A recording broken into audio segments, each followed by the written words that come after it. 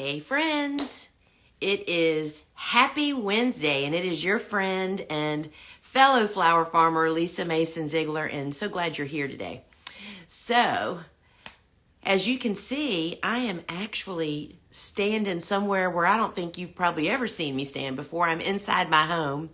It is blistering cold outside, and I'm also getting ready to jet from here on the farm up to the office for my Wednesday afternoon of paper peddling, as I call it, where I go in to pay the bills and do all the paperwork and take care of whatever needs the girls have. And I'm so glad to be here with you guys today. And so this is like the most presentable piece of my house that has decent light. So I'm standing in front of my mirror with my nativity scene and just a few bits and pieces of my Christmas stuff. And I don't know about you, but all of us in the Northeast and the Mid-Atlantic, as so many of you are facing like really, really cold temperatures coming. And I've already braced myself. I have accepted whatever happens because you know what? There's nothing to really be done about it, right? So don't even waste any gut juice over worrying. And I know there's people out there worrying because they're filling my inbox, and I totally understand it. But here's the bottom line. Cool, if you're growing cool flowers that are known to be winter hardy to your lowest winter temperature, and they are well established, you planted them on time. That's why planting on time is so important, y'all. It is that 6 to 8 week window that we suggest that you plant or direct seed gives that plant or that seed that 6 to 8 weeks before winter comes to either throw down some roots and get established, or for the seed to sprout and get rooted with a little baby plant. Because once the freezing temperature comes, they just go dormant. If they go dormant with an empty tummy, they're not going to make it. I mean, that's the bottom line, right? And I've been trying to repost, the folks, once you get that piece of information in your noggin and make it top priority to plant on time for the most important crop of the year, y'all, spring, of low investment, seed started, field grown crops, right? I mean, we have to get ahead instead of always being behind, right? So well established, so I'll tell you what I'm doing. So I already know that my sweet peas were not really well established by the time the first cold. We had a cold dip about 3 or 4 weeks ago. We went down into the mid-20s, and I lost some of my sweet peas. Normally I wouldn't, but guess what? They had only been planted like 2 weeks before. They had no reserve, right? And so that's the ticket you need to remember. So we have already jumped into action. Bobo has restarted all of the sweet peas. Will they all get replanted? Probably not. We will just plug in where we've lost them. And we're going to have to take extraordinary measures. I mean, it is so much easier to plant on time, y'all, than doing all this mess, because I need pictures of sweet peas in spring. That's the bottom line. So I'm pulling out all the stops and pulling out all my hacks and trying to do it. But I would never do this just to have flowers to sell. The easiest thing is to plant on time. So we have, because I had it, I have enough hoops and row covers to cover my entire farm. I mean, because I use row cover for a lot of stuff beyond wind protection. So all of our beds already had, because we knew it was going to be in the low 20s, already had a single layer on them. Even though they're winter hardy here, I wanted to protect and enhance the foliage and the growing conditions. Well, today is Wednesday. Monday afternoon, I found a whole roll of row cover out in the inn, and I thought, why would I not use this? So I had Bobo pull it out for each bed and cut it, and then I put a second layer of row cover on all of my beds. No, it's not the cold protection, but the fact that we're going down to 12 degrees, then 13 degrees, and then 15 degrees 3 nights in a row just creates a much colder environment than we normally have here. So I took some extraordinary steps. But here's the bottom line. Do not even fret over it. If you think you're going to lose stuff, here's your backup plan for everybody, no matter where you live. You can plant all this stuff again in very early spring. No, some of it might not be as robust, abundant, and wonderful as your fall planted, but it's better than no plantings at all, right? So my game plan, the war plan, the battle plan, whatever you want to call it, would be to, if you are totally afraid, first off, do not be afraid. There's far worse things in the world to be afraid of. Do not be concerned or worried. Just say, all right, if I lost everything, I can restart it all. So that's your January war plan. Is in January, I may be starting more cool flowers than I normally would be starting for very early spring, right? So you have the chance to do it all over again. And yes, I know that direct seeded stuff is a bit of a problem. I have the most gorgeous 50-foot bed of Bells of Ireland, which I'm even thinking about putting a third layer of row cover over to preserve them. But I will tell you that at 22 degrees, not covered, they didn't even look like it phased them. So I feel like 2 covers, because we aren't really sure what the ultimate lowest temperature that many of cool flowers can take. It's just based on people's experiences, right? So do not be afraid. Make a plan and get your peas in a row if you need. And there's Tucker, please. If you are going to be needing more seeds of something, if you're destined to lose stuff because it's going to be colder than you expected, so get your seeds. Better to have those seeds extra and store them until next fall if you don't need to start them than to be scurrying at the last minute in spring. In January. So that's my words of wisdom today. So friends, if you this is actually Ask a Flower Farmer. So if you have questions, doesn't matter about what, I'll be happy to share my killer go-to Christmas gifts that I give to all of my family. I kind of like buy all the same thing for the different groups of genders, and be happy to share that. Or if you got cool flower questions, if you have seed starting question, farm dog questions, flower farm and business questions, just post them down at the bottom of your page of your screen here. You'll see the little bubble with the question mark in it. Put your questions there so I don't have to perhaps miss it by scrolling through everybody's name. So put your questions there. And, who am I not worried about? Who doesn't even have covers on them? Rudbeckia. Rudbeckia is super cold hardy, and ours is super well established. Our sweet peas, because we planted them alongside that big long tunnel that you may or may not have seen that Suzanne and I built, we were late building that tunnel is why we were late planting our sweet peas. Everything else was pretty much planted on time. Our direct seeding was done on time. Our plants are really a great size to face all this crazy cold. Because see, friends, what happens is when the freezing conditions come, those plants that are winter hardy to your lowest temperature, they just go into dormancy. They just shut down. They're like a little bear crawling in his hole and just going to sleep, right? But if their hole isn't feathered, if their nest isn't feathered by being established, that's when the problem comes. So we are reaping the benefit that most of them are going to experience, but it's just my sweet peas that I'm really worried about. And you know what? If I lose them all, oh, bloomin' well. That's my motto, friends.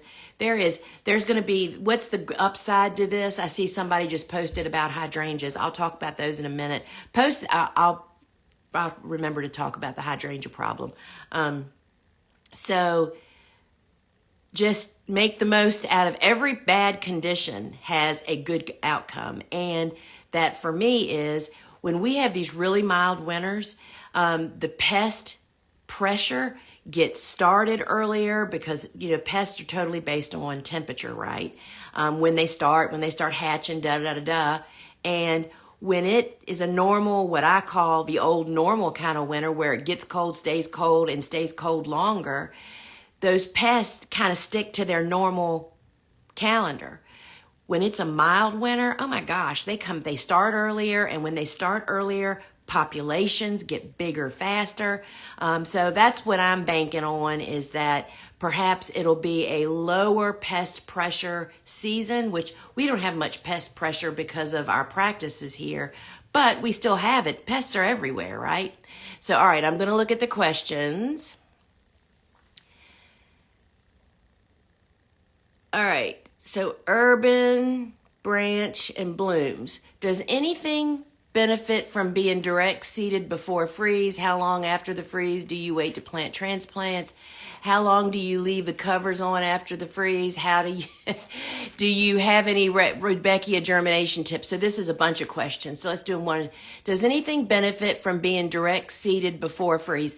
All of the cool season hardy annuals that I recommend in the book and on my website that are in the category, with the exception of Electron, Sweet William, do not require any freezing, or do not require any special treatment of the seed to actually get it to germinate. So you may be talking about, sunflower seeds require stratification and different things. We don't even go there because none of the flowers that I talk about and recommend and I actually grow need any freeze. They don't require a freeze. How long after the freeze do you wait to plant transplants? So, you can't, plants are not going to grow roots and get established if the ground is frozen, obviously. But the soil temperature needs to be at least probably 50 degrees or above soil temperature to actually get some establishment going on. And if you plant into frozen ground and they don't get established, they're going to fall victim to loss because they have no reserves, right? How long do you leave the covers on after the freeze? The row covers, the way that I use them is purely to protect my plants from wind damage and varmint damage. They don't truly need cold protection unless we're having some extremes like we're going to experience this weekend. And in that case, as soon as we pop back into the mid-20s, those covers are coming off. It's all about what the air temperature is. There is no benefit to leave them beyond that. Do you have any Rudbeckia germination tips? So Rudbeckia is definitely temperature sensitive. When we have trouble getting all the Rudbeckias to germinate that we start, which are cool season hardy annuals, there are other types of Rudbeckias, so it really depends on which ones, but all the ones that you'll find on our website fall under this, is that they don't really care whether they're covered or not covered with soil. We sow them on the surface because surface sown seeds get the best oxygen. That's why one of the reasons that we soil block. But if it is too warm, they will not germinate. However, they need a little bit of warmth to pop. So we put them on to, I just germinated and I showed, was it last week? On the in my phone app in the Shop and Show, I showed a bunch of Rudbeckia Prairie Sun that had just sprouted. And my process with that was, it went onto the seedling heat mat on a cookie cooling rack to cool it down just a tad bit. Air temperature was about 65 degrees. And they germinated within 48 hours. And then I popped them over to the grow light. If you're having trouble with Rudbeckia, I would bet that the air temperature is too warm, in addition to perhaps too much heat being on a heat mat. Put them on a cookie cooling rack on the heat mat so it's warm, but not as warm. And once you start seeing them crack, and move them over to the grow light. Okay, so urban and so they're all from us. So that means that what I just recommended is what we do should work for what you have. And sometimes I will tell you that I kind of figured that out of having frustration years ago over not getting good germination. I just moved some trays over at the bottom of one of my grow racks because I needed room on the seedling heat mat for more stuff coming in. And I just kind of forgot them over there. And guess what? Then they germinated, but they had been on the heat for several days. So what I then learned was warmth not heat, and then popping them under grow lights once they start to germinate really, really worked well. So I hope that helps you. Yes, share your gift giving. Oh my goodness, Paula. So I don't have any right here next to me. So this started years and years ago when I was a single girl paying a mortgage by myself. I mean, I had bought a home as a single person, and this is when I was the manager of Denby Animal Hospital. Well, I managed like 23 women. And of course I wanted to give them all something for Christmas, but I had like basically $0. And of course back then, and I still am, a huge fan of TJ Maxx. I don't know if you have a TJ Maxx where you are. TJ Maxx has the best tea towels on the planet. Everybody that has a kitchen needs and should have lots of tea towels because you should wash them all the time. So I would buy packages of tea towels. They have top quality ones. Like you can get like 5 of them for $7.99. I'd break them apart, fold them up. I thought I had one. Thought I spotted one here. Fold them up into a little square, put a big old ribbon around it, and I would fill a big basket of all these tea towels. And then I would take those to the office and say, Merry Christmas, everybody. Y'all pick your own tea towel. And of course, I always had more than there were girls so that everybody had a choice. I never knew how significant that would become to people. When I quit working at Denby Animal Hospital, like I worked there for 18 years. I was just in there earlier this week and they're like, we still miss those tea towels. That is a very inexpensive, incredibly fun, great tradition. Well, I take it even further now because for my family, for all my sisters and sister-in-laws get one thing, and all my brothers and brother-in-laws get one thing. And I do the same concept. I buy something super useful that nobody ever gets for themselves and let them pick it out of the basket. So this year, hope none of my family's watching this year, the ladies, my sisters and sister-in-laws are actually getting 2 things. One side of the family is getting tea towels because they love tea towels. And they're also I bought the person at TJ Maxx said, what in the world are you doing with all these? I bought socks. I bought packages of little, no-see socks, knee socks, crew socks, cute socks, fuzzy socks. And I left them packaged because I can afford a little bit more now. Most of them were $7 or $8, right? And I've got them in a big basket and I have more than enough to go around and everybody can choose what kind of socks they like to wear. I mean, I love getting new socks. I don't know about you, but that's really fun. And so the one side is also going to get tea towels. The other side of my family is going to get gardening gloves. The gardening gloves that we sell, what a deal they are. And hint, hint, next week is a great time to do this after the holidays, right? Is to buy those gloves and get enough of them in a couple of different sizes. Everybody wants a new pair of gardening gloves for Christmas or any time of the year. So one set will get socks and gloves. The other side will get socks and tea towels. For the men, my Steve goes to Ace Hardware, which we really love, which is kind of an independently owned chain, and gets some little, whether it's a tape measure or a nice box cutter or these little pry bars, and we put a bunch of stuff in a basket and pass them around, let guys take what they want, and they're also getting socks. So there you go.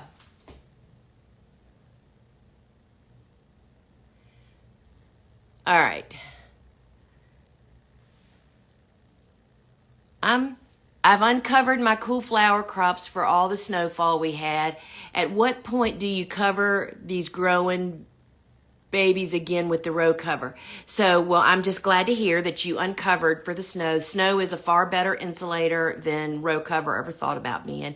And so you really just have to wait until the snow is melted and the row covers are defrosted, unless you took them all the way in. I mean, if you gathered them up and took them indoors, you could put it back on at whatever point in time you wanted to, but I don't find it necessary to try to recover them until the snow has all melted. And that is just, those are the healthiest cool flowers. I will tell you, the year that Babs died, one of our Goldens, during January in a blizzard, and a very unexpected blizzard, it was just such a mess around here. And she died in the midst of the blizzard. and I had uncovered my cool flowers, and that's back when we were in high production. I mean, we had like 40, 120-foot beds, and they were all uncovered. This tremendous snow came they closed our roads and overpasses, which is unusual. In the South, it doesn't take much, right? We had like 12 inches. Anyway, I totally ignored. I didn't even worry about the cool flower bed. We were just so distraught over Babs. And, I can still remember walking out to that field like a week and a half after she died and the snow was starting to melt. And it was the healthiest, happiest looking cool flower garden I'd ever grown.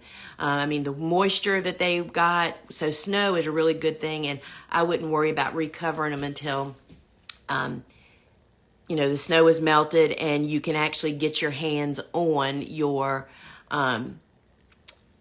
row covers.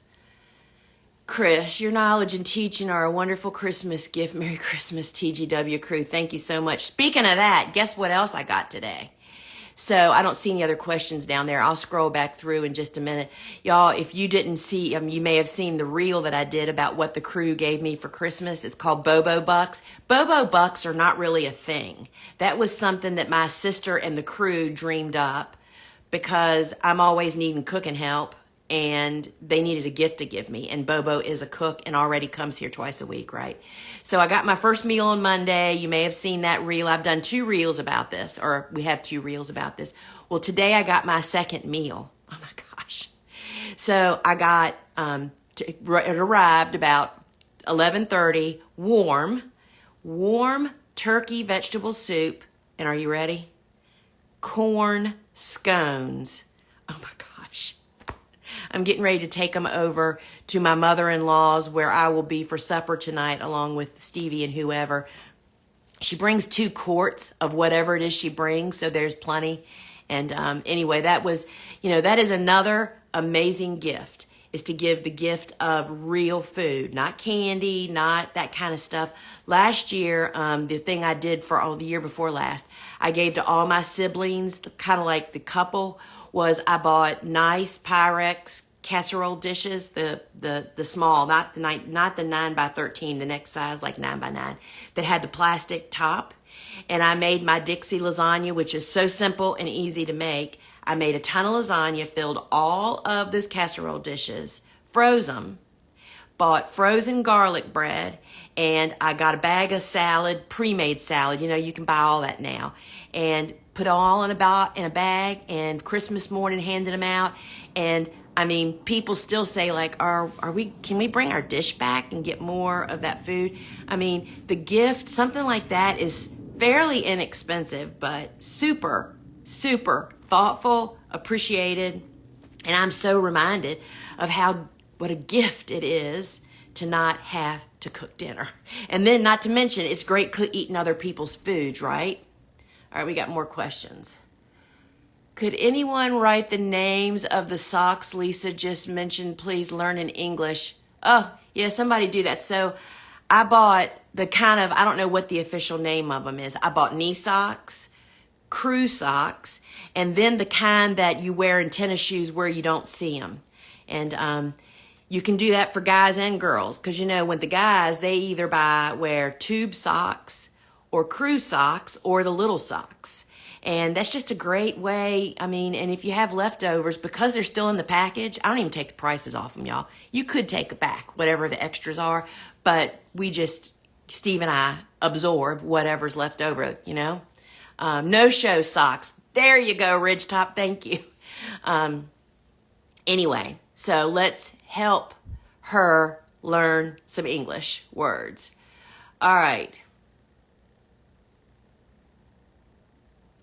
So somebody's asking about if this is available later. It is. All of the lives, none of the comments are there, unfortunately. So if y'all write the name, Crew Socks. Yes, you are right. That is how you spell that. When I save this, it does not keep the comments. So if you want something off the comments, you better get it while we're live here. We have 6 more minutes. So it says, here we go, morning. When will you start massive seed starting for next year's flowers? Cool and warm, just talking the process. Merry Christmas and God bless too. Oh, thank you. Well, we will start in January, starting those cool flowers that we plant in very early spring. Very early spring planting for me is mid-February to the 1st of March. So we hop to it right at the 1st of January. Bobo actually just did a crop seed check to see what seeds I need to bring back from the warehouse, which I'm doing that today, so that when she comes back to work January 9th, with another meal, I'm pretty sure, then she'll have all the seeds here. And then in addition to, and that's just our standard regular, we start stock and straw flowers, more sweet William, more buplurum, dill. I'm afraid I'm going to lose my dill this year. That's one of those ones that's borderline hardy here. So worth trying to winter over because it is so abundant and tall and amazing. But this is cold. It's actually got a double cover on it. So that's in 1st of January. And then we're kind of like lull again. Then I'm caring for seedlings, but we don't start starting seeds. And we also start eucalyptus then and Dusty Miller, which are really kind of warm weather type transplants, but they're really slow growers. And our Lysianthus plugs will show up the end of January to go in mid-February. And then our warm season tender annual seed starting will start a little earlier than normal this year because we're pushing the envelope on a project. So we will probably starting them the 1st of March to be ready by mid-April. We want transplants to put in the ground to hit the ground running. So I hope that answers that for you. When will books be in? What a great question. First off, you have to know that I just ordered an additional. The whole problem is the publisher with paper cost increases and supply chain and delivery problems. The publisher who publishes the book has had a terrible time. So the pallet that we got like the mid-November was actually just part of our order because that was actually flown to us instead of going by container, which is floating across the ocean very slow, but it cost a lot of money to fly it. Well, those books literally sold out in hours because it's not available anywhere. None of this was anticipated, right? And so now we have another 2 pallets that should be dropping here. They said before Christmas, but with delivery problems, we just hope to have them by January. And of course, our office is closed next week. The business offices. Our website is open because we have a big thing going on, right? But the office is closed, so I'm hoping mid-January, and if by mid-January they should be in our hands at the latest. I'm hoping, but there's no guarantees, y'all. This is the reality of being a retailer. And if you need a cool flower book, highly recommend that you go to the website, thegardenersworkshop.com, go to this cool flower book page, and sign up to get on the wait list because the wait list bought out the last shipment before anybody else even knew it was on the website. And that is going to happen again this time. So get on the wait list. It's totally out of our hands.